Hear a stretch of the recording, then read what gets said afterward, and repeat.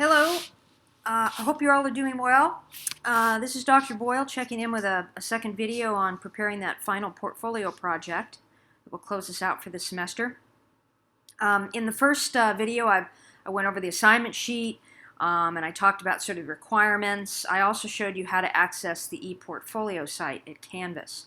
Remember that you have an option. If you feel comfortable using Sway, by all means use your Sway site. The same principles apply in both environments. I'm just kind of focusing on the Canvas space because we haven't really done a lot with this in the way that we had for the midterm for the Sway environment and interface. Okay, so what I want to talk about with you today is I want to show you a finished project. And in showing you that finished project, to kind of show you how they constructed this and how they employ the requirements of the assignment. So I'm going to just kind of take you through this. I won't make this too extensive, but I want you to have a look, have a chance to look at, in this form at least, a completed assignment, and then hopefully this will give you some ideas about how you're assembling things and the choices you're making about the elements that you include. Again, this final project portfolio is due in either the Sway or the Canvas ePortfolio environment. You'll submit a link by December 15th, 9 p.m. at Canvas. Okay. Be in touch with any questions. I know some of you are making appointments to meet with me, and that's absolutely fine too. But I can converse with you on email or online if that's more convenient. But be in touch with any questions and make sure that you're working on this. December 15th is right around the corner. Okay, so this is a completed site of a student. You'll notice they've used that homepage site that I showed you how to set up at the ePortfolio environment at Canvas. Be sure to look through that wizard if you have questions about how to create pages like this or how to incorporate various multimodal or different media elements along with text. All right, so they have a homepage here, and they've given it a title, and the title is very, very specific: A Shift in Bullying, Harassment, and Violence Online, the Dangers of Cyberspace. And along with an image on the front page, they've given us the whole first portion of the written component. This serves as an introduction of the topic, an overview of the elements that they're going to be looking at, and the implications of the readings and the media that they've included. The student has also included a copy for download of just the text-based version of the written component of the portfolio. You don't need to do that, but it's kind of a nice thing to have as a secondary element, because it allows me to kind of see the text on its own, to see how you've constructed the argument and how you've argued for each piece or element of the portfolio in relationship to what you're examining. Okay. So what this person has done is, in each case, and we're going to go to these nice little chapters or sections they've created, is that they've made some very thoughtful choices about the different kinds of elements that they need, media elements, the textual elements, and then they're talking about how each of these really sort of allows the reader to understand something significant about their topic.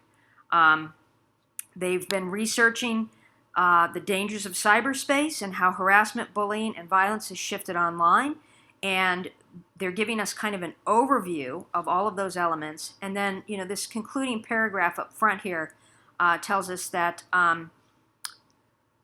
how these particular elements have offered an insight, so they're offering us kind of a critical conclusion here as well. Okay. They use some of the existing texts and elements from the class, and then have done some further research as well. They've also used the devices, and you can do an equivalent version of this in Sway through cards, but they've created these sections that are kind of like separate little segments to their overall portfolio project.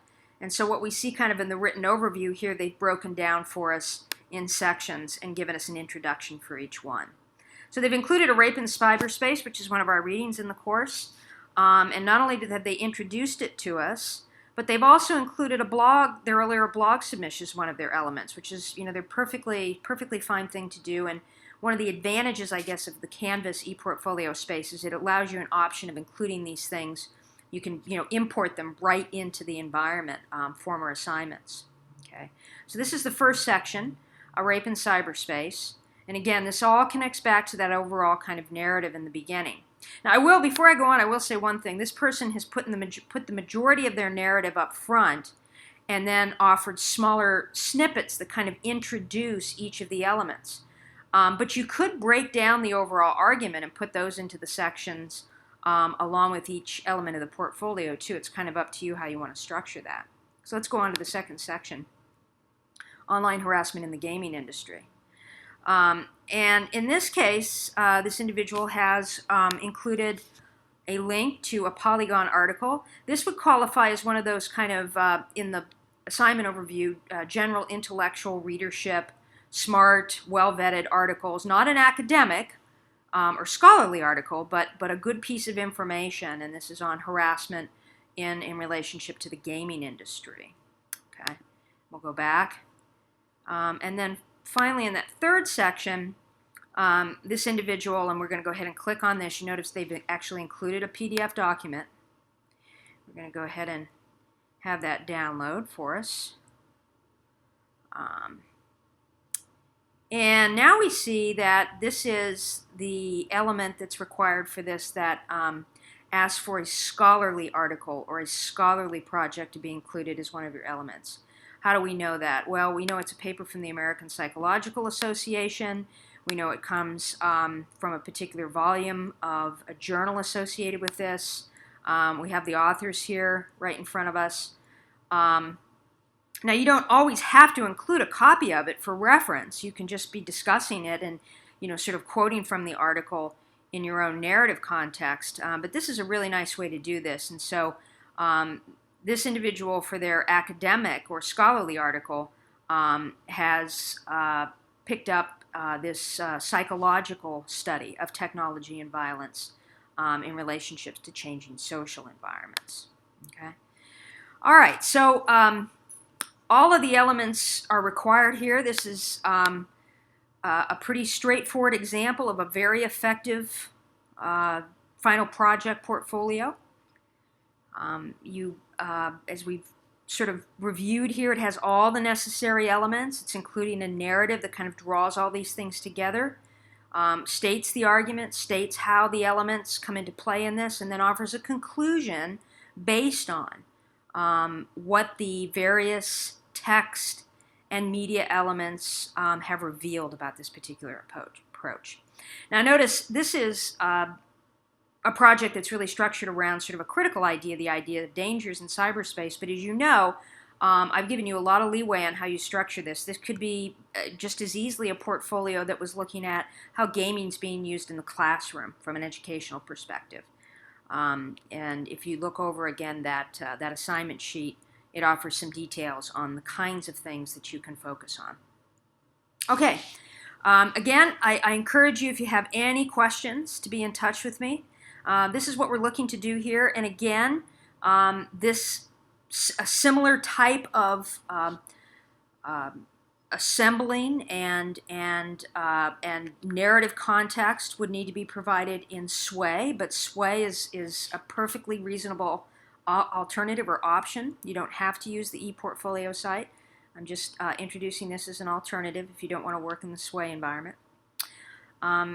So I hope you're working on your topics. I hope you're beginning to do your research. Part of what I'll be looking at is, how carefully you're selecting the items you're including. You can tell one of the things that's very successful about this particular project is the author has really spent some time thinking about the kinds of things they want to include. They're not just grabbing this stuff off the internet. They're looking at it, they're vetting it, they're making sure that it has something to say to the overall sort of topic and focus they've chosen.